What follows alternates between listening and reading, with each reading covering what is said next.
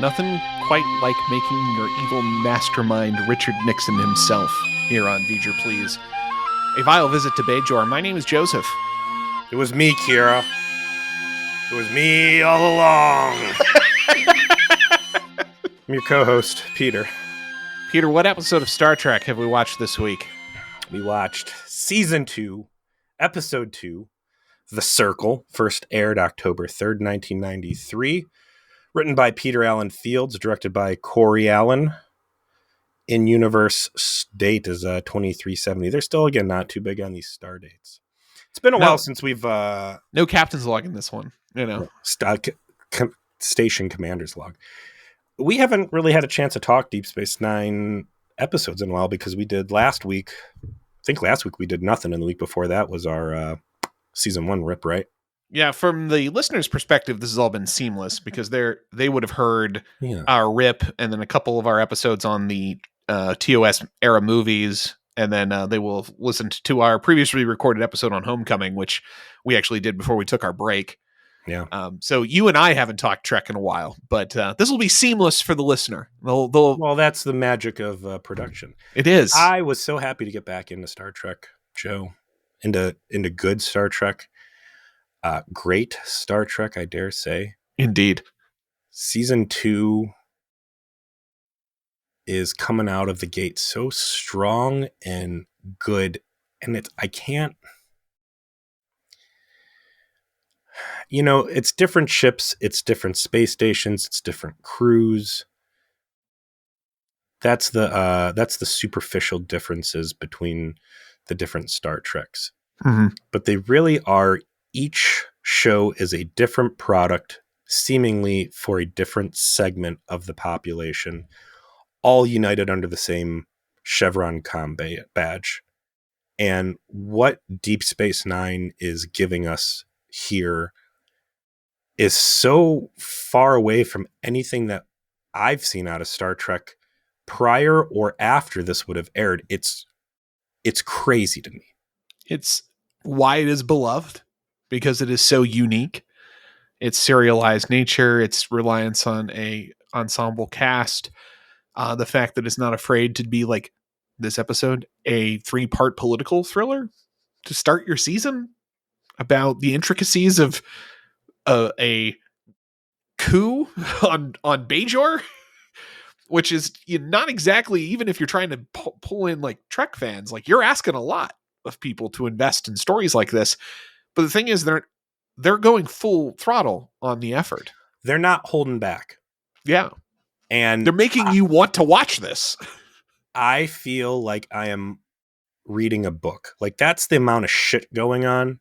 And the only thing I can really liken what we're seeing here to is good Game of Thrones. Yeah, early Game of Thrones. This is busy. There's a lot of characters. There's a lot of shit moving through. There's no clear main character at this point anymore. And I don't think that there really was through Season 1 either. Like, we say it was Kira. No, it was Kira. It was Kira. But she wasn't in every single episode. She wasn't Picard or Data in terms of, like, the main character. And this still, it's just stuff coming in from every direction. And it doesn't feel overstuffed. It doesn't over-explain itself. It strikes the right balance, and it makes incredible use of guest stars and recurring characters. I'm surprised that Deep Space Nine is not more popular outside of Trek. It's too deep in its lore to be something that immediately grabs the attention of folks outside of the Trek fan spheres. I get what you're saying. Game of Thrones, I didn't read any of the fucking books. But I was able to start watching and be like, oh, okay, this is good. Is it just the fact that it's low definition sci-fi and the title Star Trek being there is acting as a deterrent to it? Well, it has to do with some of the timing of when it came out. It has how it was produced, how it was broadcast originally, how it was consumed. The reason why Deep Space Nine is so well regarded now is because what happened? Well, DVD sets came out. And that was the first time people could just watch it beginning to end and not have to hunt for it on their, individual UHF channels that are doing syndicated programming. God help you miss one of these episodes. Indeed. And so this show was never nearly as successful as TNG for a reason. It still sold. They did 7 seasons. There was still a market for it, but it was never at the cultural height of TNG the entire time. And it didn't actually, I think, become one of the more popular pieces of Star Trek media until such time that people would be able to actually enjoy its serialized um, storytelling by being able to have easy access to watching it all at once. I think I've already mentioned on the show, I didn't get into this until I was in college when someone told me how good it was, and I was able to pursue doing exactly that and being able to watch it all in a row by using the internet. How fast did you get through it? Once I started it, very quickly. I actually, when I was in college and I started watching all of Deep Space Nine, I think I watched 3 or 4 episodes a day until I finished it. And then I went, Goddamn. yeah, like I would go home from class and I would watch Deep Space Nine, maybe sometimes paying attention to my homework, right? Like every You day. watching on their CRT monitor then? Yes. So this wasn't even like sitting in front of the TV on the couch with DVDs. You're just bootlegging these bitches. Yes, indeed. I viewing something as looking at something not as what it is good at, but looking at it as like, what are the taboo? Like, what is this thing expressing as the bad sides? Mm-hmm. I feel like that's what Voyager becomes, is if you hold the bad mirror up to this and you say, all right, what could the studio execs possibly dislike about this show? Again, it's too complicated. It's too dark. It goes too deep on these things. All right, we need to move closer towards the center. And I think they just way over course corrected. And that's where Voyager comes from, where you have incredibly shallow storytelling experiences on very bright sets with very friendly people. And, all of the problems with Voyager, it's clear to me, those problems are there in Voyager because Deep Space Nine was busy fucking slam dunking those same concepts, and they just over course corrected and went way too far the other direction. And they were under pressure from the UPN to deliver a show that would be a tentpole, primetime television program that would be something you could just watch whenever it is you were watching. And Deep Space Nine something like Deep Space Nine could have never have filled that role for them. They wanted something more like TNG. Now, what they lacked, unfortunately for Voyager, was the same creative talent that made TNG and acting talent that made TNG. So, maybe there is a version of Voyager that is better simply because you had better writers and you had a generational acting talent like Patrick Stewart as your main character, playing your main character. But you didn't. And so you wind up with middling trash, which is unfortunately what Voyager often is. Even when we, as we reviewed it, found individual episodes that were fantastic, or individual performances, even within bad episodes that were good, it was never consistent. And it was shied away from continuity like the plague. Like it was its job, to the point of comedic. Again, because this thing on the other side of the network, or the other side of the franchise, was way too deep in it for what the technology of TV viewership could allow people to appropriately enjoy. And mind you, right now, we are at the beginning of this trend. It gets the last 10 episodes of Deep Space Nine are one 10-part story. One continuous 10-part story. So we're at amateur hour in terms of continuity right now, continuity demands. And we start that in Sisko's office, kind of basically right where we left off before, with Kira having been released as the liaison officer and Lee Nallis, the hero terrorist of the Bajoran people, having replaced him. And Frank Langella, what a Academy Award-winning actor Frank Langella. He's back again, uncredited, to deliver an amazing performance as Space Nixon, and I love it. I would like to see the DVDs so I could see the scene where Benjamin Sisko's walking down a hallway and the body double doppelganger comes up behind him and whips him with the blackjack across the back of the head. And they said, okay, goofy, erratic, crazy Sisko, you're getting blown out of an airlock. And I will be Business the new time Sisko is here now. deadly serious danger zone Sisko, who is not there to have wild variation in his voice and skip around or whatever the fuck we were getting in season 1. I am here to wrap my fingers around people's throats and jam my thumb into their windpipe until it crushes. This dude's no joke, and him sitting across from Lee is like someone who works as a lieutenant for the devil. I don't know. This guy's fucking serious business. This is record executive Sisko. This is death row Sisko. Death row Sisko. And he's sitting there to tell Snoop Dogg, you're not getting any money. Sisko is beloved because he turns into this guy, right? As the pragmatic, realpolitik, problem-solving, get shit done guy amongst tell you fuck you to your face. Yes. And like the way he tells you fuck you to your face, because that's what the scene's about. It's the scene's about Minister Jaro being like, I brought you this guy, I'm taking this one away. Sisko's like, you just took my second in command away from me without consulting me, and I do not enjoy it. And he conveys it in a sharp way to very specifically like call out what's happening. He makes Jaro know, you have not buffaloed me, you have not fooled me. I know what the fuck you're about, but I know there's rules. And the rules are, I have to accept what's happening right now. So we're going to have this really tense conversation where I make sure I know you're full of shit. You're going to sell your shit to me in the fashion I must accept it. And then you're going to just kind of walk away because there's nothing left for you to do here. And before we do that, I'm going to tell you a story about this punk bitch I dangled out of a window to force him to You remind me a lot. Neither of us are this guy, but he's a real piece of shit. And he got what was coming to him. But it's not you. That is not a metaphor for you. Just so we're being clear. You're not that guy. He was wearing that color shirt, though. It's like very funny. That's what reminded me of the story, actually. You didn't have an earring, though. That's the only difference. Just brilliant. It makes you immediately be like, yeah, Sisko's in charge for a reason. They put his ass out in the middle of the frontier because he could handle it, right? Like he had the attitude for it. Give me the flashback scene to where they're like putting the name candidates of who's going to run Deep Space Nine, and you see Q's hand like tickle the keyboard and like erase 2 other people and put Sisko in.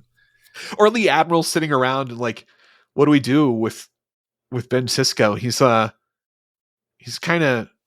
loose cannon. He's kind of a loose cannon. He's kind of angry. What do we do with Death Row Sisko? And it's like the Federation. Now the good news is, we have him right now in a room making guns, and like he's good at the guns thing, but like maybe he needs a break. we need to put him in charge of something. Looking at the Starfleet here. I'm looking at the Starfleet medical test stuff. This new Federation Prozac is having real gains on Death Row Sisko. We're not confident it's going to last more than a season at tops. We got to put Death Row Sisko, even all zapped up on Federation Prozac, somewhere where he cannot cause problems. No, here's What's the furthest corner we can shove him off into? Here's how it went. He's like, he comes with the Defiant. He's built it. He's like, here's the ship I built you.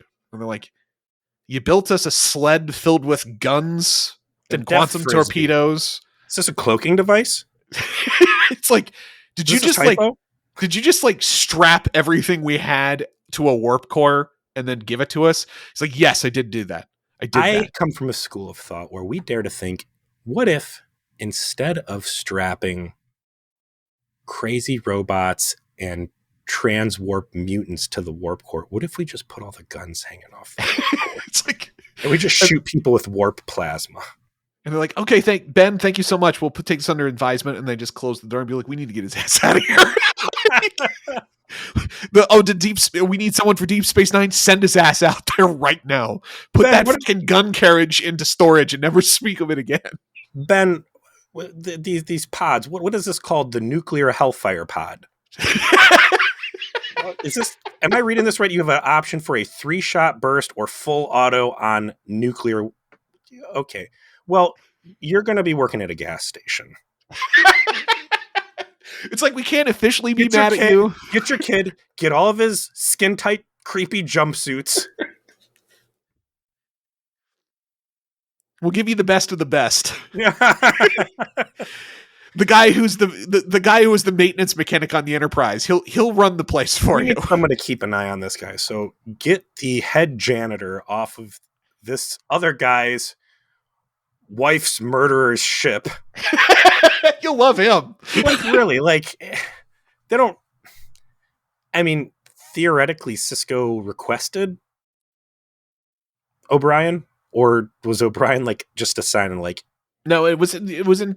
I think O'Brien got offered the role kind of generically. I don't know if it was ever said Sisko asked for him or not. I think Sisko's probably like, fucking Picard. I'll get him. I'm going to poach all of his best crew. And it's like, I want the android. No. Give me the doctor. No. Fuck. How about Bark? No. The barber? No. Not Mott. Jesus, who's left? Ogawa? No. Nurse Ogawa would have been great. Give me the botanist. All right, but her husband says he needs to come to you. Fine. I'll be real shitty to him. So after Jaro leaves, our scene's amazing, of course, but Jake Sisko does the thing we always hate, which is, hey, you need to come see this. I know. Dad, come. Let me tell you, I've had this conversation with my kids. Daddy, come look at this. I'm like, is it on the carpet? Because if not, you clean it up yourself. I'm not dealing with this. Yep, someone got him with the spray paint on the door. Clear warning. Next scene is actually probably the most interesting note in a very brief, for a change, memory alpha, where Kira is in her quarters packing. That main shot that you see, right out of Friends, it is a continuous single take. So they cut in individual close-ups for, pacing reasons and just wanting specific line reads. But that main shot that starts at the beginning of the scene and then ends with, Bareil, that's all one take. And so it's apparently based on a famous movie of some kind, a very similar, like, comedic sort of everyone keeps showing up to offer condolences by the Marx Brothers, apparently. But they found a way to create a somewhat comedic moment out of this episode that was actually quite funny and well handled by all the actors. Oh, they seem like they had a blast with that. I think this is the biggest cast scene. I don't know if it's the biggest cast scene we've seen, or it's just the fact that the room is so empty and you can just see everybody so easily because they're not like hidden by consoles. It was a great opportunity for everybody to come out and remind you what their character is about. Oh yeah, like everyone had a little moment, and it helps build their relationship as Kira admits at the end, friends, which is difficult for her to actually say until she kind of like smiles in a resigned, satisfied way. But like, first you've got Odo. Odo shows up. He's fucking hard charger. He is glazing the shit out of her, but in the way only Odo can, talking about like, you don't fucking care about rules. You've never cared about rules. Your personal honor is more important to you. Why the fuck are you giving up now? This is bullshit. Why are you following rules all of a sudden? This is stupid. You need to stay here. It's like, it conveys not Odo's lawful good. No, not at all. And it shows how much Odo appreciates her, right? Like, it demonstrates immediately, like, oh yeah, he really likes her, because he wouldn't say this about anybody else. And you get Jadzia. She comes in. Oh, I'm just here to return your skin cream. Oh, did you like it? Yeah, I did. Oh, keep it. They're like, they're chicks, right? They have a female friendship that's, sometimes it's got to have female shit in it. Mm-hmm. And you add that in. That hand lotion really made my hands feel good when they were cracked and bleeding after all of the Cardassian necks I broke in that kindergarten. I actually made that hand lotion myself with Cardassian children blood. It's very nice on the skin. They managed to make a joke out of Julian showing up and then calling him boring without actually calling him boring, because Jadzia was referring to the job that Kira was going to get as boring. But then Julian thinks he's being called boring by Jadzia, who he's got a crush on. Like, they just add that in, drop that in. That's funny. Next person that shows up, Quark. I came with alcohol. I was going to see if I could get you drunk and score before you left. Why not? And then, you miss 100% of the shots you don't take. Odo immediately jumping in and saying, "Way to bring the smallest bottle of wine possible." This thing Yeah. looks like a fucking a travel thing off a plane. Even your gifts are cheap, you motherfucker. Odo, by the way, I think really looks shitty. I don't like how they changed his makeup and His his chin's hair. too much. Yeah, there's something wrong here. And it's cool with Odo because you can take these makeup changes and just be like, he's trying something new and it's not working. And hopefully, like, do they end up changing it later or does he kind of stay looking like this? They change his makeup more. There's a lot of things that happen with his character that justify them redoing the makeup to kind of get it right Mm-hmm. as time goes on. I don't want to talk about him because it will spoil things, but Sure. no, But I this mean, is not his him final not look. having consistent makeup is perfect for in canon. Oh, sure. Yeah, he's kind of working on trying to look like people, and it's a Just work in having a bad progress. hair day. That's all. Bad hair skin day. Yeah, you can, and it's kind of nice because they can always just change it on the fly and they don't have to really explain themselves. Mhm. The comedy bit ends when Vedic Barile suddenly shows up. So, like, the man who will be Pope suddenly enters the chat, and everyone's real quiet. Like, holy crap, there's a really important person here. And he's like, "Yeah, I didn't tell anybody I was showing up because I don't know if you guys know this, but you run a Doom level. I almost got assassinated here, so I'm gonna be real quiet about stuff now." Hey, I want to talk real quiet and move real slight. Oh, Ferengi, is that a bottle of sex wine? Why don't you leave that here and everybody else can also leave and I'm gonna stay here with her because I'm that guy now. I'm gonna look very intensely into your eyes a lot this episode. Yeah. A lot. I think it is interesting that in the Bajoran religion, apparently their clergy do not take a vow of celibacy. You Well, know, when you're under, occupation, you got to get babies where you can find them. where you can get priests are going to be fucking. It's just the way it is. And how many Vedics did they say there were in the assembly? Like 100? Yeah, it's supposed to be like the cardinal rank. There's no direct equivalent of what the Bajoran religion is to any real world thing, but the clergy is definitely has a tiers, much like Catholics do, and the Vedics are the level below the Kai. So they're the ones that ultimately select, much like the cardinals do for the Catholic Church, select the next leader of the religion. And as we established in prior season, Vedic Barile is the one most likely to win that once that selection occurs. And he shows up not just to look intensely into Kira's eyes while she kind of has a bit of a heart flutter herself, but to invite her to his monastery on Azeroth to meditate, relax, get some perspective. Which, as we know, Kira is very serious about her religion. She decides to go do. It makes sense. We get to go back down to the Southern California portion of Azeroth. Oh, there is a scene when she leaves when we drop back in with the Lean Alice guy who he does. It is mentioned in the memory alpha. He gets kind of lost in the shuffle in this episode. He doesn't have much to do. He was a big deal, obviously, in the prior episode, but he's like he doesn't like what's happening. He's not, once again, he's not portrayed as a bad guy. He knows, like, I shouldn't have this job. I'm not going to be as good at it as Kira. I'm not a military leader like she is. I'm kind I've of also just a been tortured for like the past decade. and hopefully I'm not a Manchurian candidate. And he's like, what can I do to be useful? And he tries to find a way to be useful in all these circumstances. Which is important because he just pulled a cowardly move of trying to run away. So seeing this dude realizing that he is needed, that he is still acknowledging that he is not great, but that he has a power that great men can use, and trusting that to Sisko, I think is a great look for him. Yeah, especially at the end when they're like finally putting the pieces together and he like snaps like, I don't care. I have to get down there. I have to talk to them. Like the worst possible thing is going to happen. My personal safety doesn't matter anymore. When Kira leaves, she's got her quick goodbye with Sisko. I really love the fact that there's no sexual tension between these two. Yeah.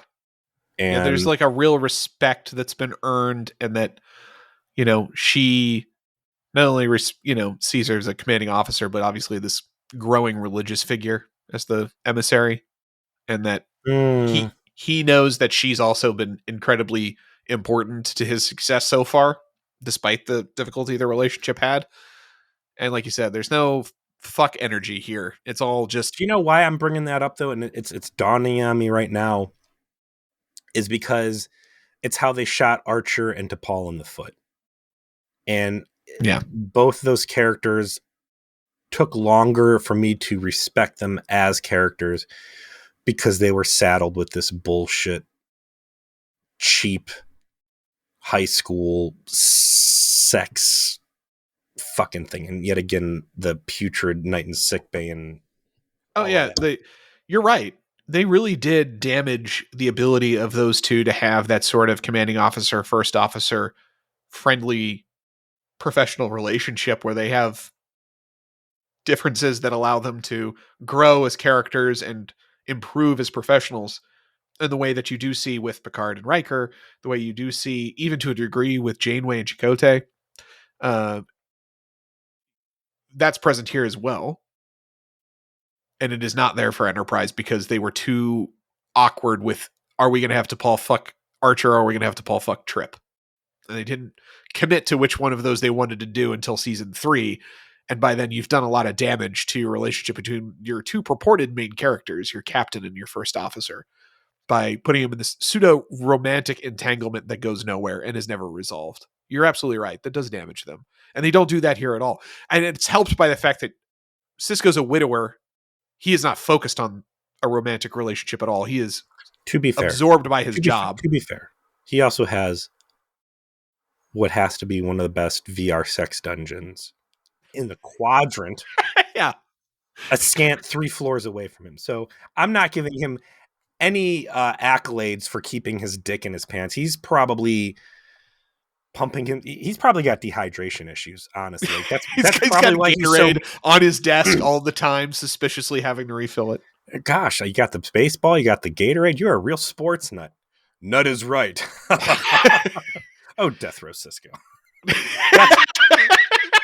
That's why he hates Julian, as Julian's the one treating all of his friction burns from the photonic beings, and he knows his filthy secret.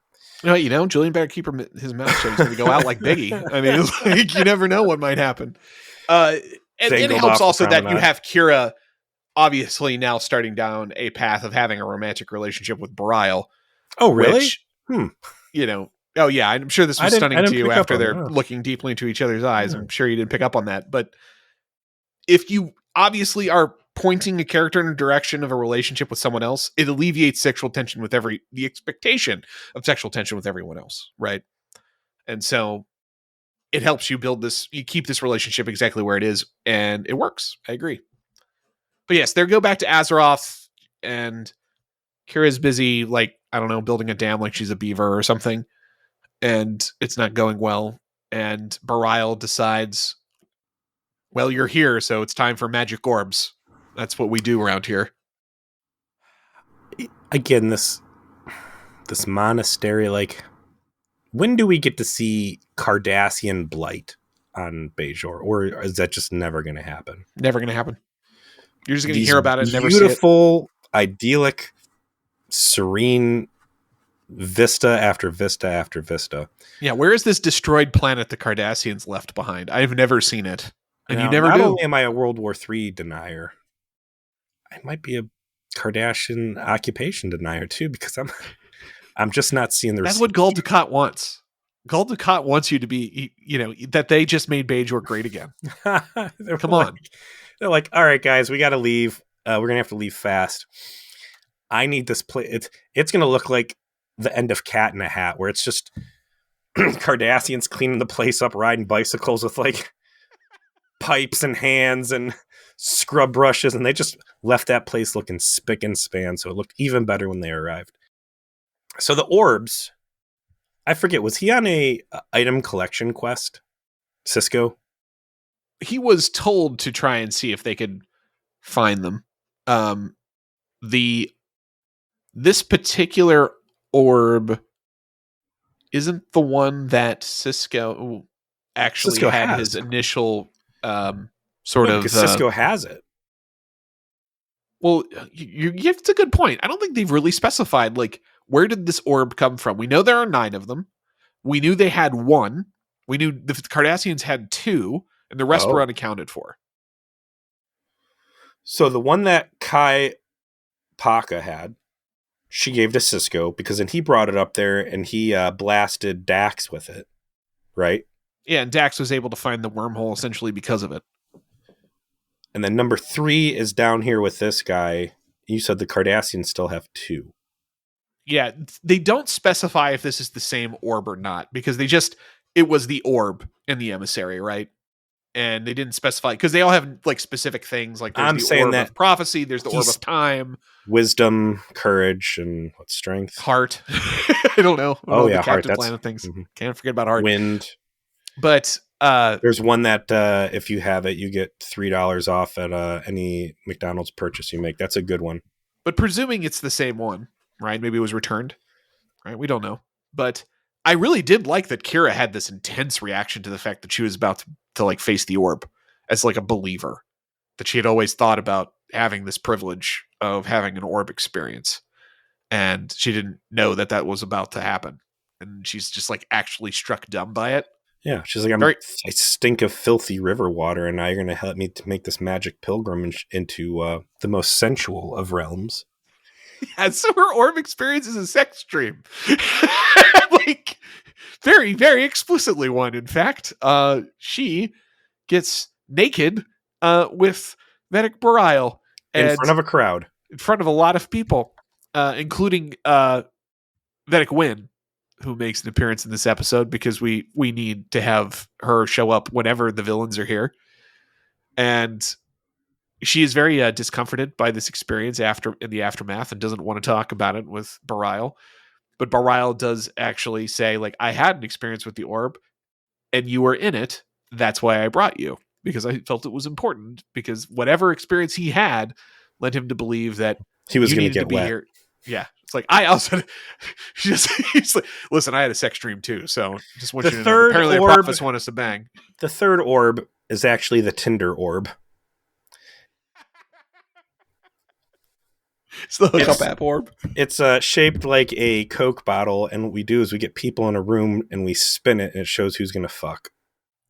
While they're walking and talking after the orb experience, that's when Vedic Wynn shows up for real, and she's just a right fucking bitch as usual, in just a perfect way.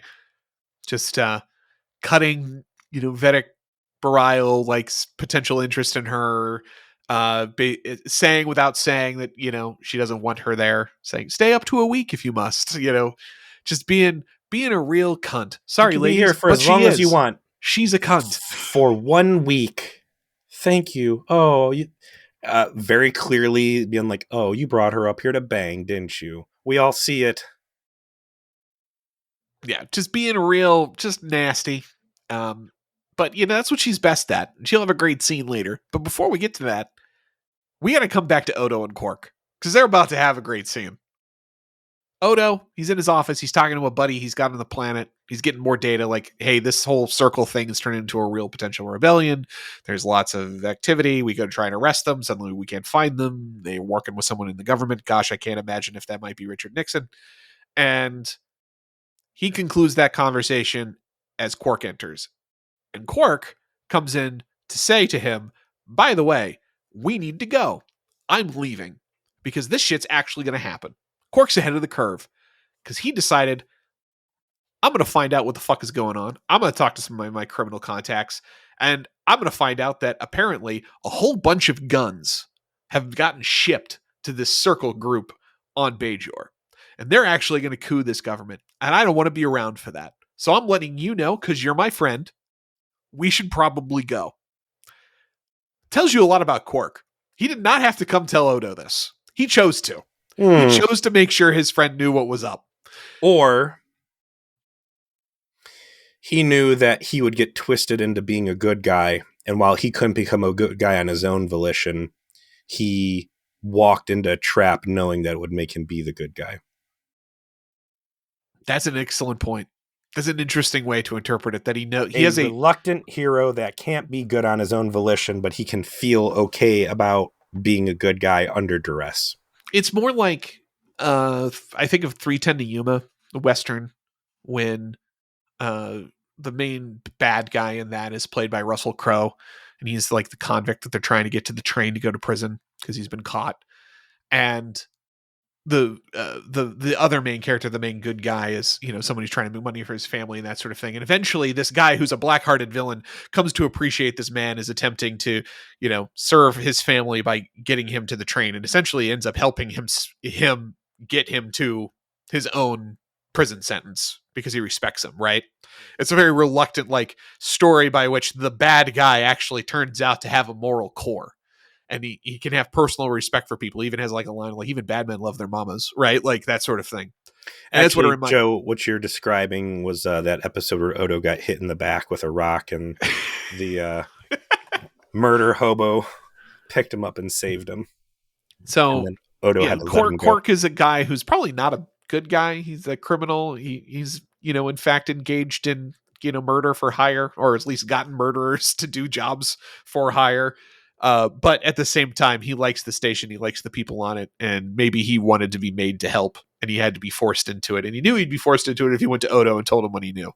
Absolutely. You could interpret it that way. But either way, I love that Odo's like, wow, that's great information. I'm going to deputize you. You're going to help me find out what's going on. And if you don't, I'll just throw you in prison. Why? Because I can. Fuck you. Not lawful good. Not at all. It's like, you choose deputy, prison. These are your options. What would you like? Sisko already showed me he's cool with imprisoning the innocent. If you remember that time we put Nog in there. So yeah, you're going to help.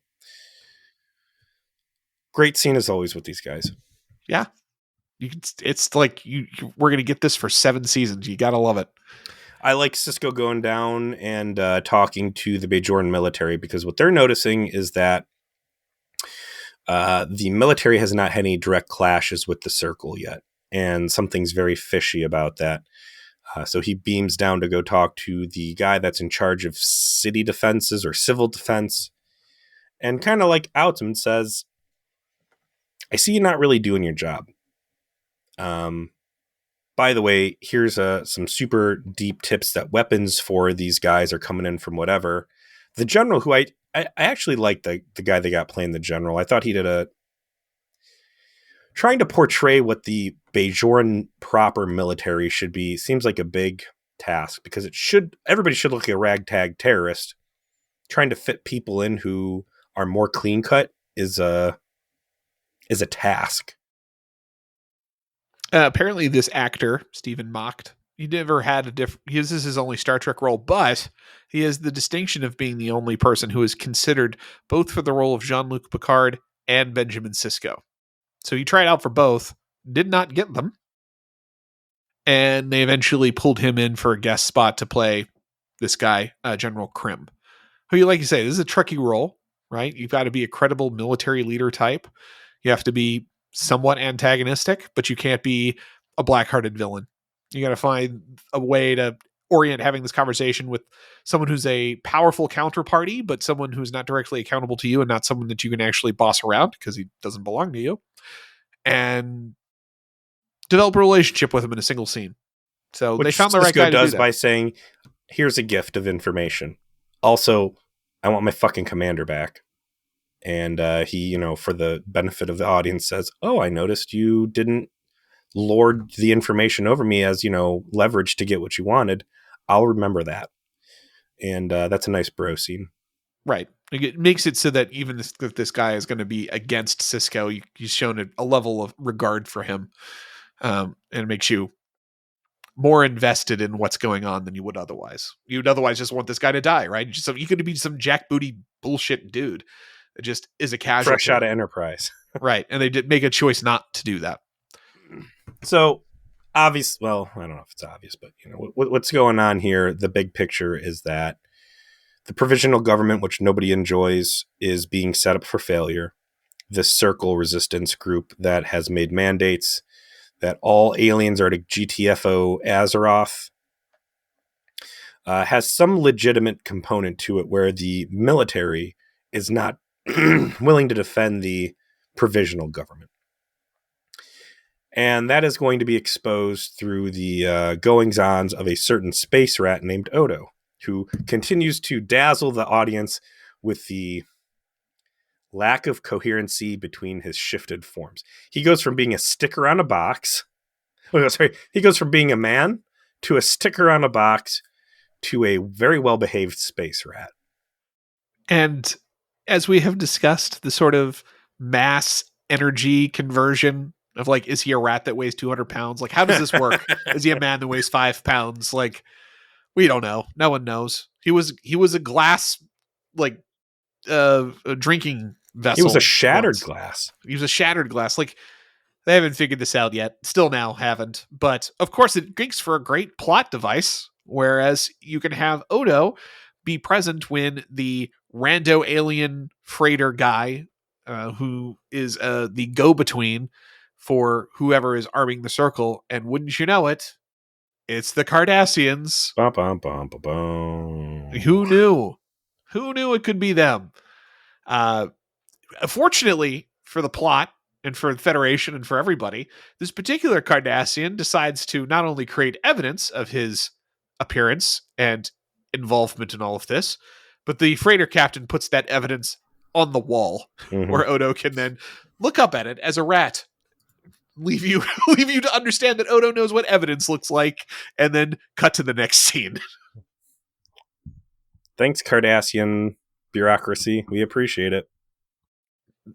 The real juice of the episode comes when the most obvious villain of the whole thing is revealed. Kira gets kidnapped from the monastery not long after Sisko visits and be like, I'm trying to get you back. You know, there's a lot of shit going on. She starts to understand that she's been kind of isolated from things at the monastery, contemplating what she's going to do. And then like 3 dudes in hoods just nab her up. When she comes to, who should be there? But of course, Space Nixon in Planet Hell caves. And they decide to put Space Nixon at like that precipice that they have built in the caves to deliver. It felt good to see the caves. I'm not going to lie. Oh yeah. I love seeing the caves, especially the caves like before they got totally worn out in Voyager. Oh like, yeah. They're still sharp like edges. Fresher caves, right? This is with caves with less cat pee smell in them. And I love that they decided to put him in that position where he's like fucking Scar on Pride Rock, right? Like he's looking down at his empire and he is monologuing to Kira, trying to convince her, actually, I'm the good guy, right? And his arguments, not bad. Like, you hate this government. We all hate this government. In fact, this government sucks so bad, it's not even a government. It's provisional. We need to assert our own destiny. You agree with me. You've said this. We know that's true. We've seen her say it.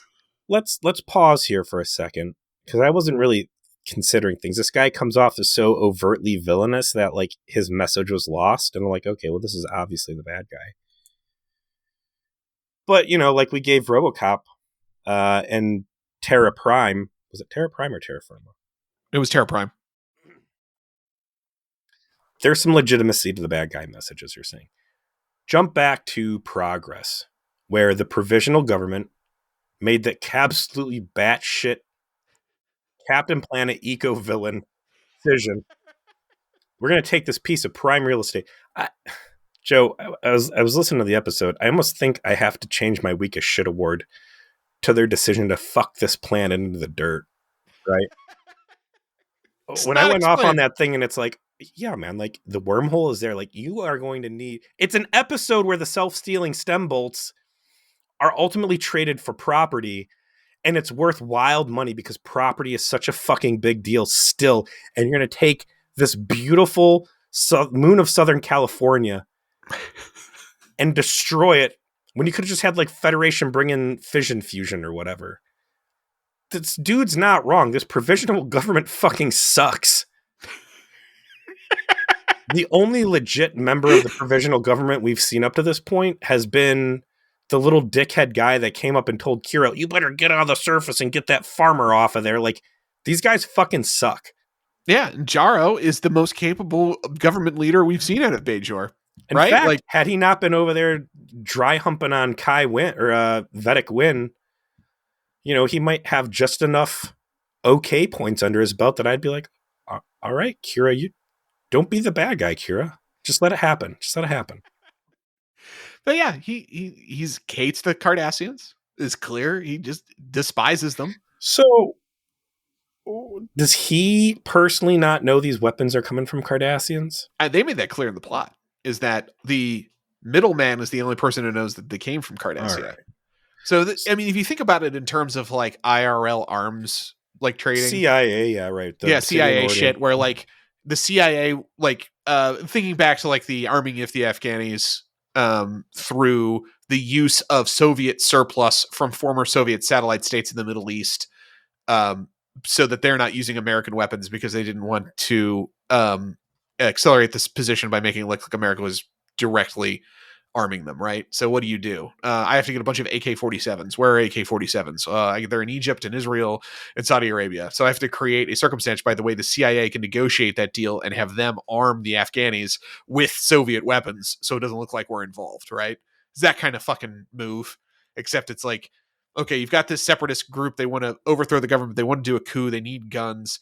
But if I offer them guns, they're going to say fucking no. So I have to create a circumstance by which non-Cardassian weapons can fall into their hands in a way that I'm essentially supplying to a third party. Very tricky.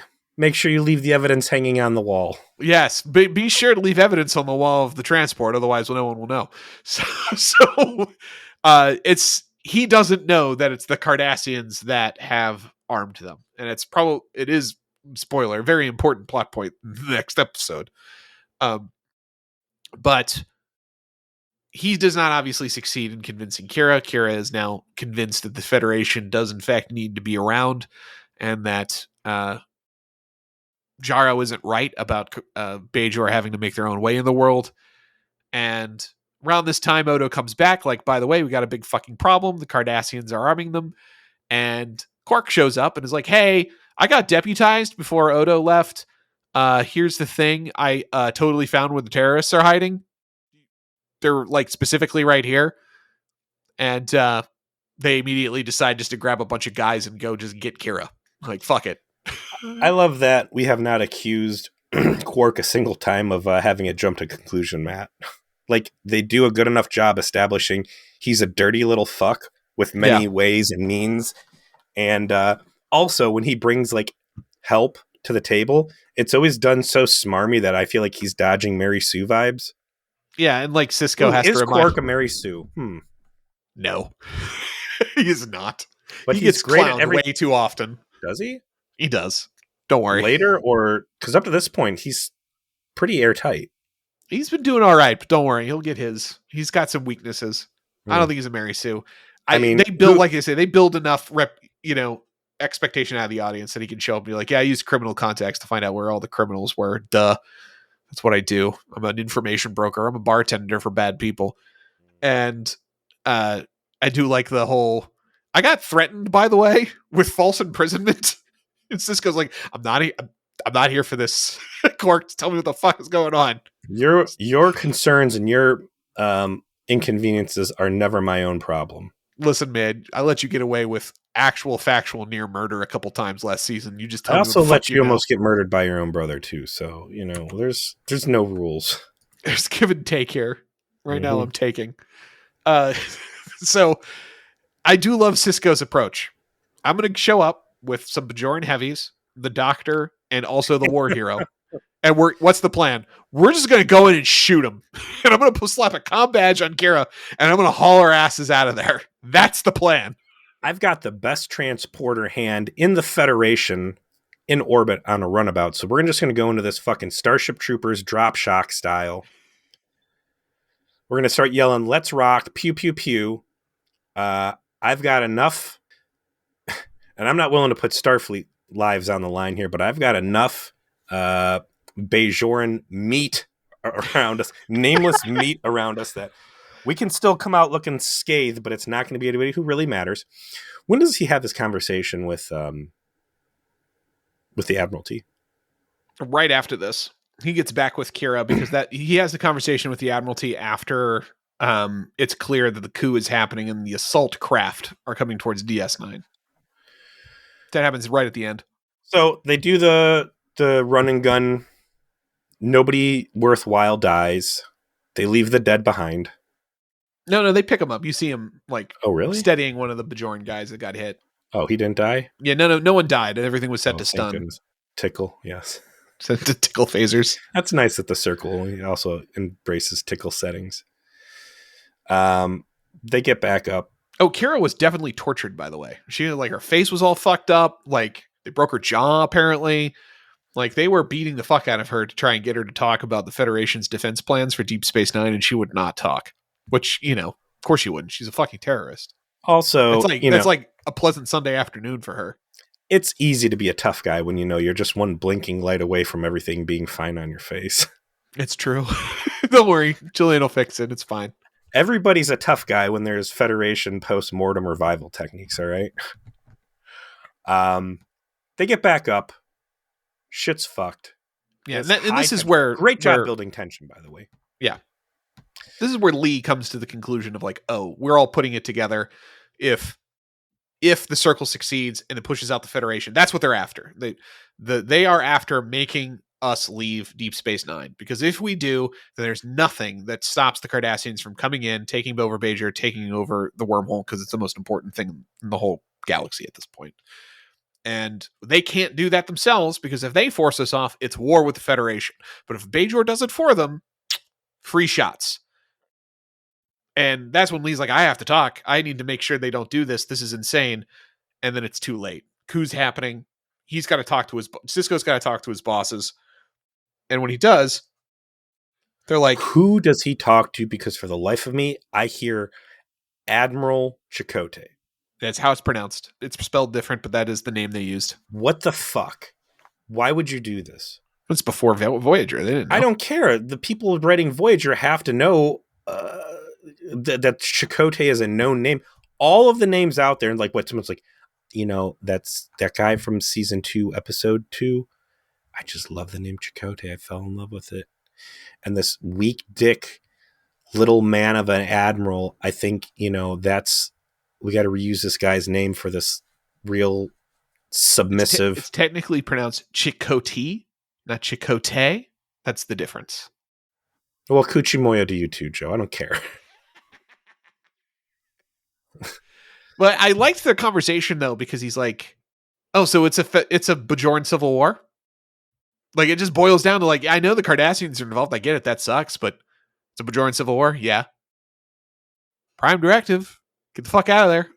That's the rule. That's our rule. It's catastrophic and it's gonna suck, but we gotta follow the rule. And then Sisko's like, rules are stupid. End transmission. I'm going to purposefully interpret my orders such that I have to stay and defend the station. That's how it ends. Like, what does it take to get everything off? Like, literally all of our stuff. Weeks? Oh, damn. No, I guess we'll still be here. What's it take to get us out of here? Oh, we can have a full evacuation within 3 hours. Well, that's not going to work. What if, you remember that T9 security bolt? What if we make sure we collect all of those out of every panel? What? You want to take the screws with us? Yes. Those are important screws. It's Federation property. We have to take it. I mean, it's exactly the way Sisko always operates from this point forward of like, okay, I've been ordered to evacuate. I have not been told to leave everything behind. So I will interpret it to say my evacuation will require weeks. I guess I'll still be here when the Bajorans get here. And if they attempt to take the station while I'm evacuating, I am obliged to defend myself. Uh-oh. Whoopsie daisies. I guess we're going to get into a big gunfight here. They didn't want this. They shouldn't have put Death Row Sisko in charge. Need I remind you that I was the guy who built the ship that only had guns? I built the ship that everyone's ashamed to admit that we built because it's a little aggressive. A little on the nose. Yeah. Yeah, well, Biggie's pulling up. Let's go. Great episode, obviously. We did was praise it. Great cliffhanger. Yeah, like makes you want to watch the next part. Like I got nothing bad here to say. They got a lot of people who are interesting characters played by good actors.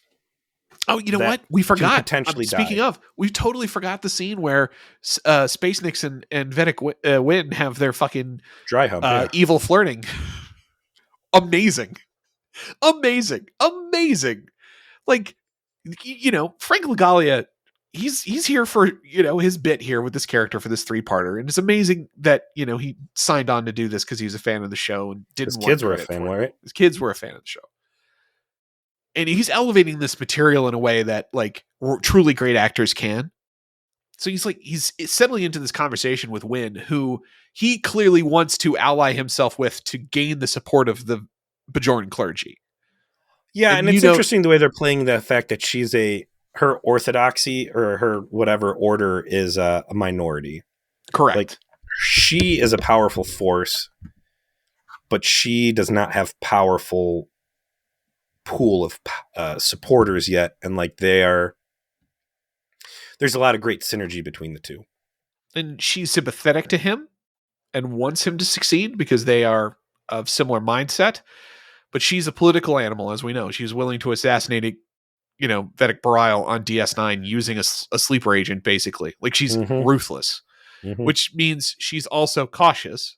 She's not willing to publicly back a coup unless she's going to get something out of it. And this conversation is all about Space Nixon saying, I'm going to make you Pope if you back me publicly and I can get the support of your people on my side.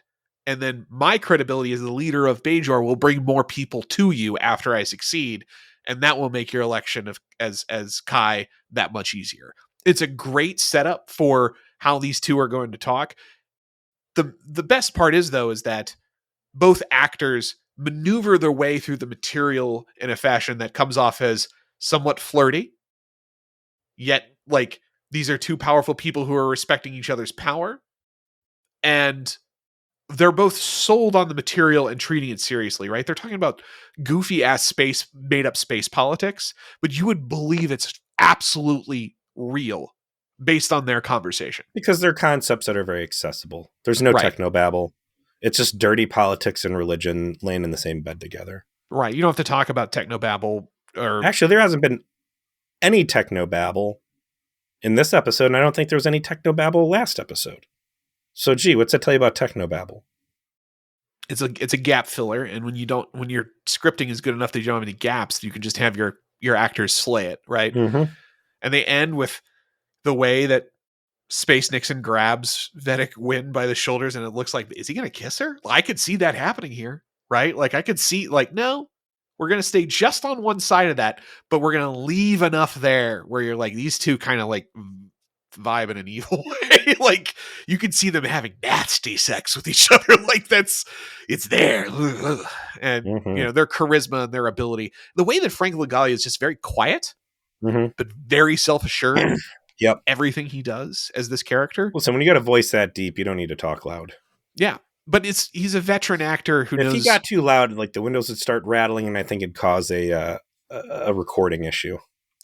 He's just somebody who knows what the camera calls for, would be the way I would describe it. Like, when you're acting on television, going too big can blow everybody else out. Going too small can make you look weak. And he just knows exactly where to be. And we're privileged that he decided to do 3 episodes of DS9 because his kids liked it. Like, awesome. I wish I could be that rich and powerful that I could just do this. Yeah, just because, like, could you imagine the call? Like, you're Rick Berman, you know, minding your own business, fucking crocodiles, and you know, suddenly your phone rings and legendary actor Frank Langella wants to be on Deep Space Nine and he doesn't want credit. Like, what life am I leading? Like, wait, hold on. Let me finish in this crocodile real quick and we'll get the contract over to you right away. Let me look at the Ziploc bag and make sure I've actually been doing cocaine and I'm not back on angel dust by accident here. Am I hearing correctly? Frank Langella doesn't want credit. What? Okay, Ira, do whatever you want, I guess. All right, what are we watching next week? We are going into The Siege. Season 2, Episode 3. Written by Michael Piller, directed by Rick Colby. Let's see, we got some Bajoran. What's gray? Is that security? Is that government? What's the gray Bajoran uniform? Gray is like their generic military uniform. Okay. Sisko tries to prevent the Circle from taking the station. Dax and Kira take proof that the Cardassians are the real force that is arming the Circle to the Bajoran government. All right. 3 of 3. Pretty Wrap straightforward. this up. As am I, sir. Thank you so much to everybody that has continued along in our Deep Space Nine episodes. We know significant amounts of new viewers have continued to roll in. We appreciate you all. We hope you continue to stay entertained. You can find us at VJerPlease on Twitter. You can find us you can email me at VJerPlease@gmail.com. I swear I'll share it with Peter as well. And if you reach out to us via DM, via email, happily we'll get you on our Discord. We had a few people who joined that recently as well. It's been filling out, so we appreciate that. So take care, everybody, and see you next week.